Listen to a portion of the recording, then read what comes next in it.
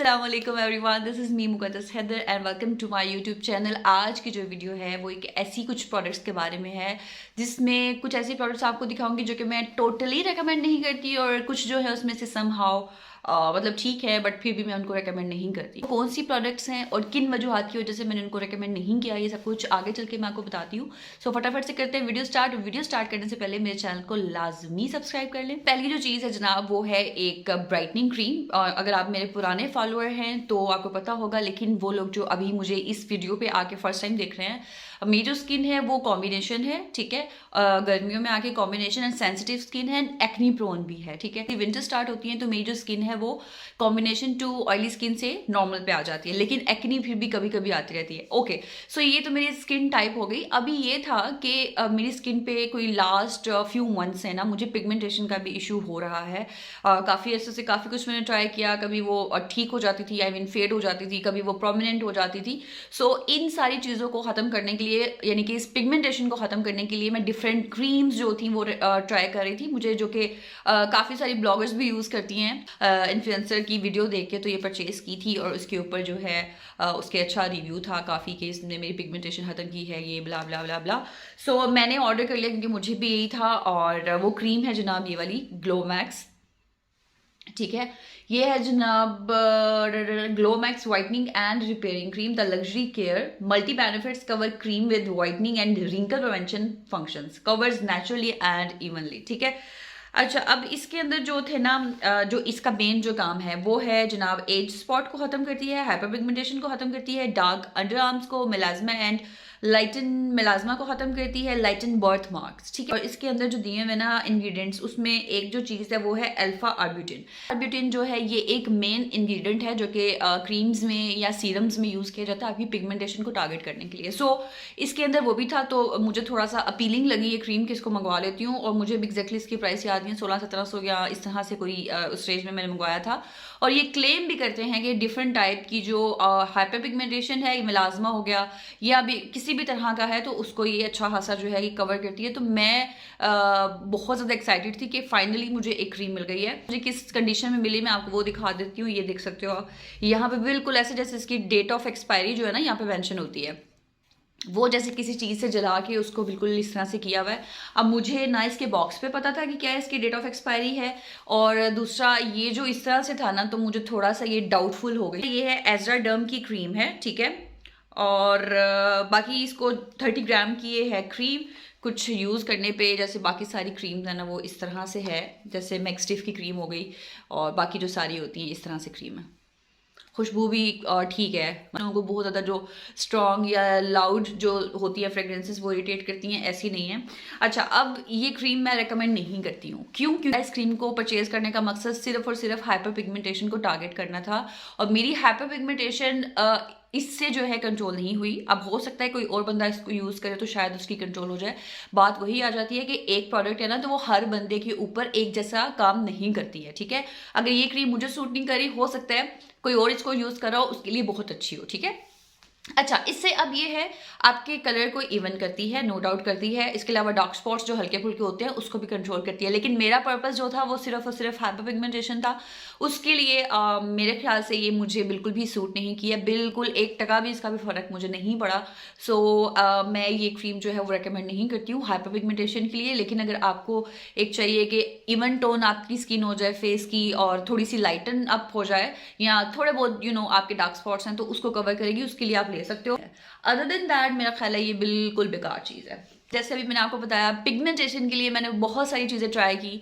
सो एक तो ये क्रीम होगी, सेकेंडली जो है वो मैंने परचेज़ की थी ये वाली क्रीम, फेड आउट के नाम से है, ठीक है। ये थी इनकी जनाब नाइट क्रीम थी, नाइसिनामाइड है इसके अंदर, और ये है भी क्या कि मेड इन यूके है क्रीम, और ये मुझे दराज से मिली थी। और इसके अंदर भी ना यही लिखा हुआ था कि ये 28 डेज के अंदर आपकी स्किन को जो है ना वो रेडिएंट बना देती है, स्मूथ बना देती है, इनकी जो हाइड्रेशन लेवल है उसको भी काफी हद तक इंप्रूव करती है, और साथ ही साथ आपकी स्किन को ना लाइटन कर देती है और इवन टोन में लेके आती है। इनका ऑल्दो ये क्लेम नहीं करे, लेकिन जब मैं इसको परचेज करने लगी थी तो इनके रिव्यूज थे, कुछ दराज से मैंने परचेज की थी, तो रिव्यूज में ना काफी लोगों ने लिखा हुआ था कि जी मेरी हाइपर पिगमेंटेशन जो है वो काफी हद तक ना कम हुई है। आई मीन मुझे ये भी था कि 100% आई नो कम नहीं होती है, लेकिन कुछ फेड हो जाए। सो लोगों के काफ़ी कमेंट्स थे कि जी विजिबल रिजल्ट्स आए हैं और रिव्यूज़ इस तरह के थे, ऑथेंटिक रिव्यूज़ थे उनके। सो मुझे ये लगा कि ये जो है शायद ये काम करे। मैंने इसको परचेज़ कर लिया अगेन, और इससे जो है ना मेरी हाइपर पिगमेंटेशन बिल्कुल भी ख़त्म नहीं हुई है। हाँ, आपकी स्किन के अंदर ना अच्छे से आपकी स्किन को मॉइस्चराइज करती है और इवन टोन और हेल्दी बनाती है, बस इससे ज़्यादा नहीं है। मतलब अगर कहीं पे होता है ना डार्क स्पॉट्स हैं, कहीं पे कुछ लोगों की पैचेस बन जाते हैं ड्राइनेस के, उसके बाद वो जब ड्राइनेस खत्म होती है तो डार्क पैचेस बन जाते हैं, उसको ख़त्म करेगी। दाने के निशान हैं उनको कुछ हद तक कम करेगी, और स्किन को जो है ना वो ब्राइटन अप भी करती है, बट इतना खास नहीं करती, मतलब ठीक है, एवरेज ही है, एवरेज करती है। लेकिन अगर आप इसको परचेज करने वाले हो हाइपर पिगमेंटेशन के लिए, मेलाज्मा के लिए, सो मैं ये रिकमेंड नहीं करती हूँ कि आप इसको परचेज करो। बाकी इसकी ये शीशे की सारी ये बना हुआ है जार और क्रीम जिस तरह से है वो ये है। इसकी खुशबू भी ना बड़ी डिफरेंट सी है, मतलब कोई खास नहीं लगी मुझे, लेकिन डिफरेंट है क्रीम की खुशबू। अच्छा, बहुत ज़्यादा मॉइस्चराइज कर देगी, आपकी मॉइस्चराइज कर देगी। सो अगर आपकी ऑयली स्किन है और या कॉम्बिनेशन स्किन है और आप इसको यूज़ करना चाह रहे हो गर्मियों में, तो आपको रिकमेंड नहीं करूँगी क्योंकि बहुत ज़्यादा ऑयल प्रोड्यूस करेगी। लेकिन अगर आपकी स्किन नॉर्मल है और ड्राई है इस मौसम में, विंटर्स में, तो आप इसको डेफिनेटली यूज़ कर सकते हो अगर आपको हाइपर पिगमेंटेशन का इशू नहीं है। बाद बारी आती है एक और कुछ प्रोडक्ट्स की। ये मैंने दराज से मंगवाए थे कुछ कॉटन पैड्स, ठीक है। देखने में आप देखो किस तरह की बहुत अच्छी क्वालिटी के हैं और सस्ते भी मुझे मिले। अब पर्पस क्या है ये वीडियो में ऐड करने का, वो ये है कि इसके ऊपर देखो इस तरह से ना ये सारी इसकी जो सरफेस है इसके ऊपर इस तरह से बबल्स बने हुए हैं। सो देखने में लगता है ये बहुत सॉफ्ट है, लेकिन ट्रस्ट मी ये इतने बेकार निकले हैं ना कि मतलब आपका स्किन जो है ना, जब आप स्किन पे इसको करोगे तो ऐसा लगेगा जैसे आप कोई ना वो सैंड पेपर नहीं होता वो रगड़ रहे हो। मतलब बहुत आराम से भी ऐसे करोगे ना तो अच्छा खासा आपकी स्किन को ये हर्ट करेंगे ये वाले जो कॉटन पैड्स हैं। सो मैं आपको ये कहने वाली थी कि जो कॉटन पैड्स जब भी आप परचेज करो या तो जाके मार्केट से परचेज करो, अपने खुद जाके देख के, ठीक है, क्योंकि कुछ इस तरह के जो होते हैं ना इन बबल्स में, ये जो जैसे ऊपर बने हुए हैं इसके बबल्स, इस तरह के भी मिलते हैं लेकिन वो बहुत सॉफ्ट होते हैं। सो अगर आप तो ऑनलाइन मंगवा रहे हो और अगर आपको उस कंपनी का नहीं पता, फर्स्ट टाइम मंगवा रहे हो, जैसे कि मैंने ये फर्स्ट टाइम मंगवाया था, रिव्यूज़ अगेन अच्छे थे, बट मैंने पर्सनली, हो सकता है कुछ लोगों को इतना फील ना होता हो, लेकिन इतने जो ज़्यादा हार्श और सख्त किस्म के जो होते हैं कॉटन पैड्स वो आपकी स्किन को इरिटेट कर देते हैं। आपकी स्किन को, कुछ लोगों को जो बहुत ज़्यादा सेंसिटिव होती है उनको एक्ने भी हो सकती है इसकी रगड़ने की वजह से, ठीक है। सो ये रेकमेंड नहीं करूँगी। जब भी परचेज करने हैं तो यहाँ आप किसी ऐसी कंपनी के परचेज करो, ऑनलाइन अगर मंगवा रहे हो, कि जिससे आप पहले मंगवाते हो आपको पता है सॉफ्ट है। अदरवाइज न्यू कंपनी और ऑनलाइन ट्राई ना करो। हाँ, वो जो प्लेन होते हैं ना बिल्कुल, वो बिल्कुल स्मूथ से होते हैं, कॉटन के होते हैं, वो आप मंगवा सकते हो, उसमें ऐसा नहीं होता। ऑल्दो ये हेयर स्टाइलिंग टूल जो है इसका रिव्यू मैंने अपने चैनल पे किया था और उस टाइम पे मैं काफ़ी सेटिस्फाइड थी, और मैंने रिव्यू में भी कहा था कि मुझे जिस तरह का हल्का फुल्का बालों को स्ट्रेट करना है ना उसके लिए परफेक्ट है। सो ये है, ये यू बीटर का है, ठीक है, और ये मैंने दराज से मंगवाया था। क्वालिटी इसकी नो डाउट बहुत अच्छी है, बहुत फिनिशिंग भी बहुत अच्छी है और काफ़ी मतलब सिक्योर होके आया था ये, और इसमें मुझे कोई शिकायत नहीं है। इसकी शिकायत सिर्फ इतनी है जनाब कि इससे जिस तरह के मुझे थोड़े बहुत जो है ना डेड स्ट्रेट नहीं चाहिए थे रेगुलर बेसिस पे, जैसे मैं हल्का हल्का ऐसे करूँ, साथ साथ बाल कॉम्ब हो जाए और साथ साथ ना थोड़ा सा स्ट्रेट का भी इफेक्ट आए बीच में, ये करता है। बट ट्रस्ट मी, मैं अगर आपको बोलूँ ना तो कोई आधे घंटे के बाद आपके बाल जो है वो दोबारा वैसे ही हो जाते हैं जैसे कि इसको यूज़ करने से पहले थे।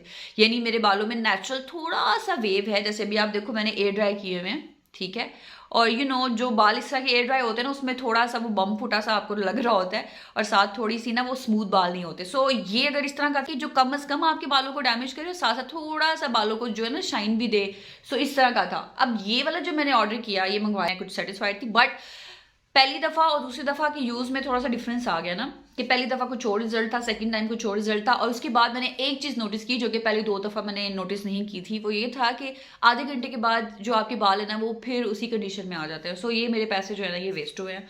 सो मैं आपको ये बोलूँगी कि अगर बहुत अच्छी किसी कंपनी का लेना है तो शायद वो काम करता हो, मुझे पता नहीं है, क्योंकि ये भी मैंने, मेरा ख्याल है कोई 3-4 हज़ार का परचेज किया था, सस्ता नहीं है ये भी, कंपनी भी इसकी अच्छी है, ये भी सी से ये शिप हुआ था। सो लोकल कंपनी का भी नहीं था, बट फिर भी मुझे इसका रिजल्ट जो है ना वो अभी सेटिस्फैक्ट्री नहीं लग रहा, मेरी तरफ से ये रिकमेंडेड नहीं है। इससे अच्छा वही है कि आप स्ट्रेटनर ले लो, उससे हल्का फुल्का कर लो। कुछ दिन तो शुरू में मैं थोड़ी हुई थी एक्साइटेड इसको यूज़ करके, बट उसके बाद जो मैंने बताया ना आपको, उसकी वजह से टाटा। सो अब बारी आती है एक सीरम की, जो कि ऑल्दो भी मेरे पास नहीं है, उसकी पिक्चर मैं यहाँ पे कहीं लगा दूंगी, आप देख लेना। वो है डॉक्टर राशेल का विटामिन सी सीरम। अच्छा, मैंने जब यूट्यूब पे ये अपना करियर स्टार्ट किया था ना, तो उस टाइम पे मैं कोई विटामिन सी सीरम यूज़ नहीं करती थी। वो डॉक्टर राशेल का इस्तेमाल किया था विटामिन सी सीरम, और उस टाइम पे मुझे ऐसा लग रहा था कि शायद ये ऐसे ही होता है, ठीक है। सो उसका है, मैंने कोई रिव्यू वगैरह भी नहीं दिया, कुछ भी नहीं दिया था। बट उसके बाद मैंने किसी अच्छी कंपनी का लिया, फिर उससे अच्छी कंपनी का लिया, फिर मैंने वो लगाया, मुझे लगा यार इससे तो बिल्कुल रिजल्ट नहीं मिला। सिर्फ और सिर्फ वो आपकी स्किन को मॉइस्चराइज करता है, हाइड्रेट करता है, दैट्स इट। इसके अलावा कुछ भी नहीं करता। सो वो भी मैं रेकमेंड नहीं करूंगी। मुझे पर्सनली डॉक्टर राशेल का जो है विटामिन सी सीरम वो बिल्कुल पसंद नहीं आया। मुझे ऐसा लगता है जैसे पैसे वेस्ट कर रहे हो और आप सिर्फ हाइड्रेशन के लिए कोई चीज़ लगा रहे हो। चिप चिप थोड़ी सी होती है, आपकी स्किन को मॉइस्चराइज करता है, और वो भी कुछ देर के बाद खत्म हो जाती है। सो मैं उसको रेकमेंड नहीं करती। अगर आप उसको यूज़ कर रहे हो तो मुझे कमेंट सेक्शन में लाजमी बताना। हो सकता है अगेन वही बात कि मेरी स्किन पे वो सूट ना किया हो, बट मैंने अपनी सिस्टर को भी दिया था, उसके भी सेम कमेंट्स थे कि ये बिल्कुल भी सूट नहीं किया, कोई फायदा ही नहीं हुआ। आई मीन लगता ही नहीं कि आपने कोई डिफरेंट चीज़ या कोई एडिशनल चीज़ अपनी स्किन केयर रूटीन में ऐड किया। सो मेरी तरफ से जी जनाब, तो ये थी मेरी आज की वीडियो, क्योंकि मैंने लास्ट ईयर 2022 में बहुत सारी चीज़ें ट्राई की थी न्यू अपनी लाइफ में, लेकिन उसमें जो ज़्यादातर चीज़ें थी वो सारी वही थी कि जिसका मुझे पता था कि ये अच्छी हैं। लेकिन उसके अलावा जो मैंने कुछ न्यू चीज़ें ट्राई की वो मैंने अभी आप लोगों के साथ शेयर की। अभी कुछ और चीज़ें भी हैं जो कि मेरी लिस्ट में पड़ी हुई हैं, जो कि मैं अभी यूज़ कर रही हूँ। उनका फाइनल आप लोगों को बताऊँगी कि ये रिकमेंडेड है या नहीं है। सो फिलहाल अभी के लिए इतना ही। इंशाल्लाह मिलते हैं अपनी नेक्स्ट वीडियो में, तब तक अपना ख्याल रखें। अल्लाह हाफिज़।